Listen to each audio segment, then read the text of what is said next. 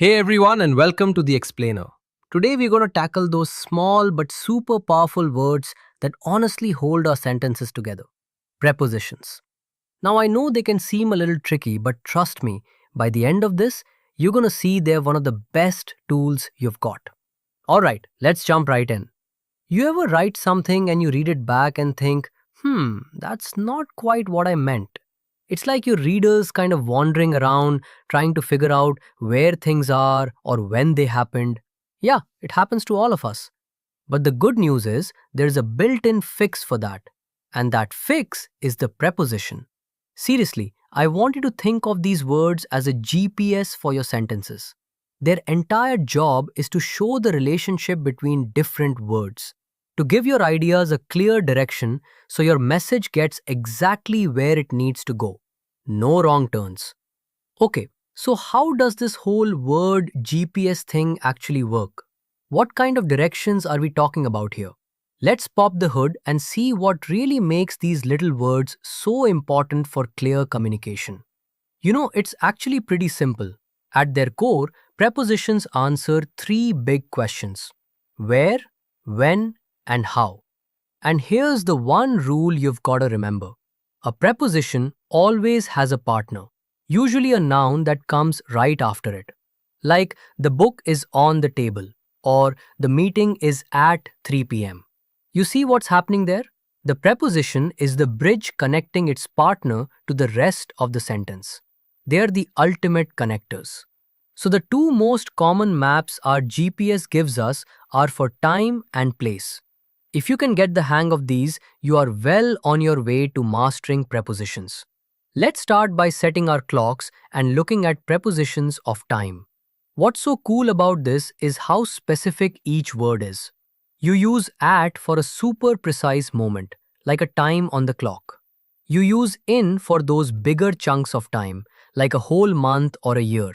And on is perfect for one specific day or date. It's like zooming in on a calendar, right? You go from the wide view in 2026, zoom in a bit to on Monday, and then all the way in to a specific point at 3 p.m. Each one just makes the picture clearer. And you know what? The exact same logic works for prepositions of place. They're like dropping a pin on a map. In is for when something is literally inside a space, like in a box or in a city. On is for when something is sitting on top of a surface. And at is for a very specific point. So you might live in Chicago, your laptop is on your desk, and you're waiting at the front door. See? Simple, clear, and totally precise. Alright, so we've covered static locations and times, but what about action? This is where prepositions get really dynamic and honestly kind of fun. Let's switch our GPS over to live navigation mode and check out prepositions of movement. Okay, let's follow a little story here. We've got a cat and it crept along the fence. That word along, it doesn't just tell us where the cat is. No, it shows us the path it's taking.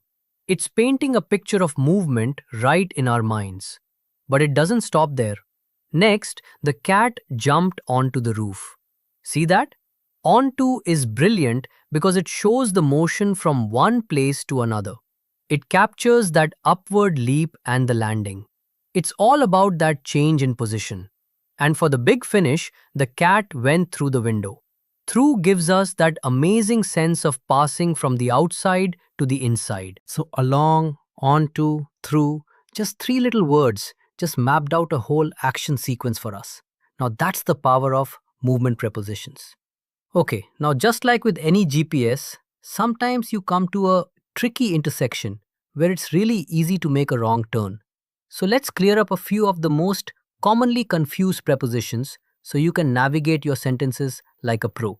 First up, we've got for versus since. Here's the deal. For measures a length of time, a duration. Think 2 hours, 3 days, 10 years. Since, on the other hand, pinpoints the start of a period that continues all the way to now. So you waited for 2 hours, but you've been waiting since 2 o'clock. Next up, in versus into. This one is all about one thing: movement. In just tells you where something is. It's stationary. The fish is just chilling in the tank. But into, that shows the action of entering.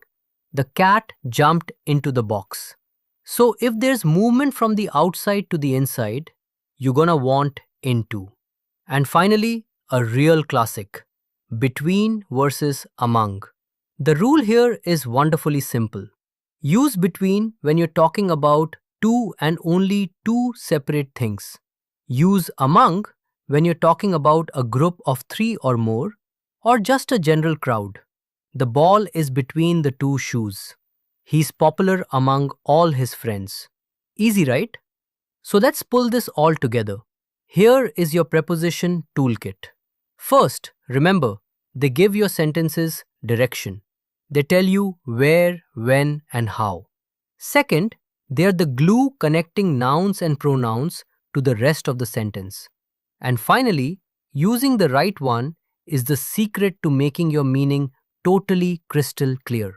So there you have it, a guide to the GPS of your language. Prepositions aren't just a bunch of boring rules to memorize. They are tools that help you be precise and clear. So the next time you write, think about the directions you're giving, because now that you've got the map, there's only one question left. Where will your words take you? We hope you have understood the topic well. For more content, explore EduRev app.